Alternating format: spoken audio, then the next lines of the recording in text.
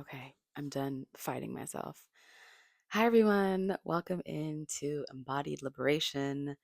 This is just a space. I wanted to create a podcast because I wanted to create a space where I forced myself to show up and talk about my story and my journey and the things that I've learned, the things that I've been through, and just work on opening up my throat chakra and courageously using my voice. So, after fighting myself for the past hour and listening to these voices that are coming up that are like, people don't want to hear your story, it's going to sound silly, all of the negative self talk that has come up, I have battled that for the past hour and now we're here. So, in today's episode, I just wanted to start sharing my story and start from the beginning. And so, for those of you who do not know me, my name is Nala. I'm a movement and mindset guide, and I use the power of my own story and my healing journey to help Black women heal as well and provide the tools that we don't normally get in our communities, um, just to shift their mindset into living a life of peace, ease, joy, and inner liberation. So, yeah, let's begin.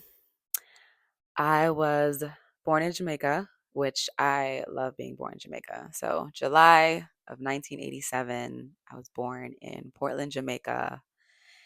And I have a few but fond memories of it because after I was born in Jamaica and then I was there for 7 years and I moved to Brooklyn, New York when I was seven. And I have few but really fond memories of living in like two rooms with nine of my family members for the most part. And we lived what I really remember about it is that we lived in joy and play. And maybe that's just what stands out for me because as a child, like that's what you pay the most attention to. It's like, how can I play? How can I feel happy today? How can I create? How can I just show up and be happy? So I remember my family, we were always just joking and laughing about something.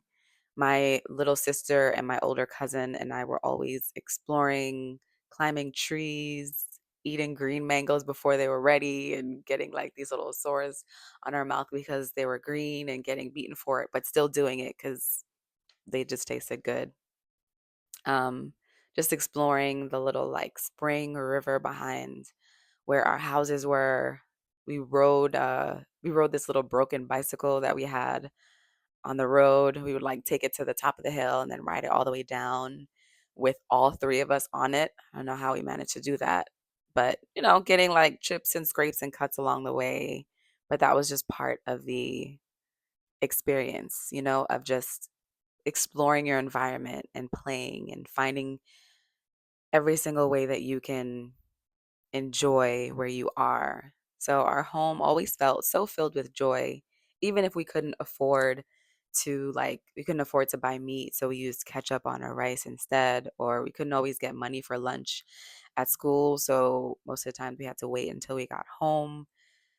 Having shoes that didn't fit me, so I walked barefoot to school, but it was close. It was just down the road, so it was yeah, all of it just feels so bright and exciting and it felt safe and I felt loved and cared for and seen because we were all together. We got to spend so much time together as a family.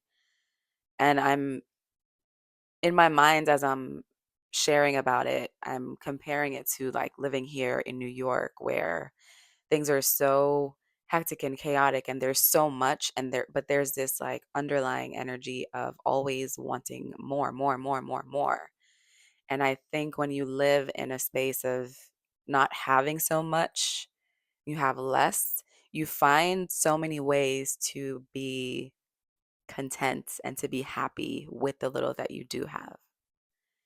So I want to share a couple of things or something that I've learned and realized, and then we're going to close out this episode, making it really short, making them short until I get the groove of, how I want to shape these episodes.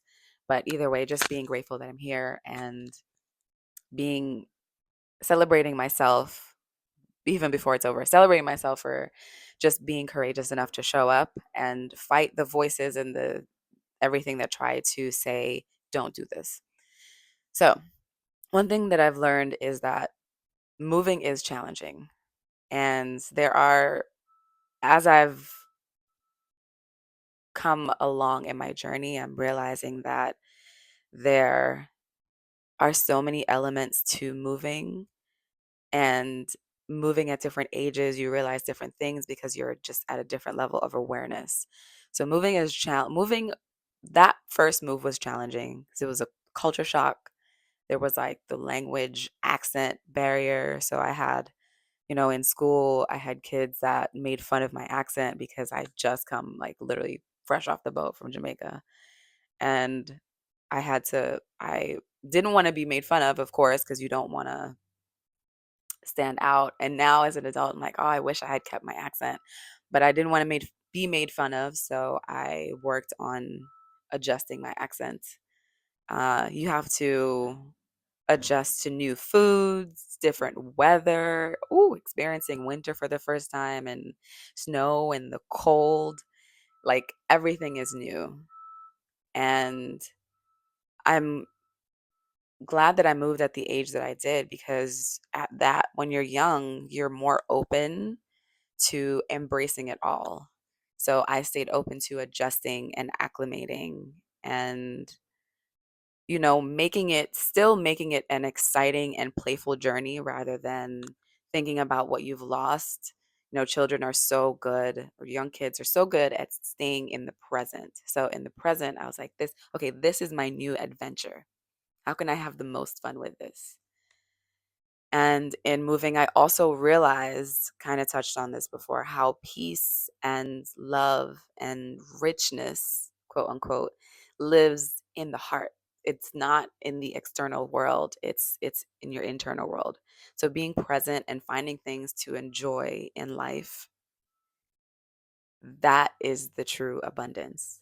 And of course, it's not something that I'm going to realize at 7 years old, but now sharing the story and thinking back and reflecting on it, it's like that was like finding the sweet spot of where whatever happens, no matter what happens, you can still be able to enjoy it and find the pleasure and the play in it. And I'm really grateful for that. And I'm sifting through to see if there's anything else about this that I would like to share before we close out.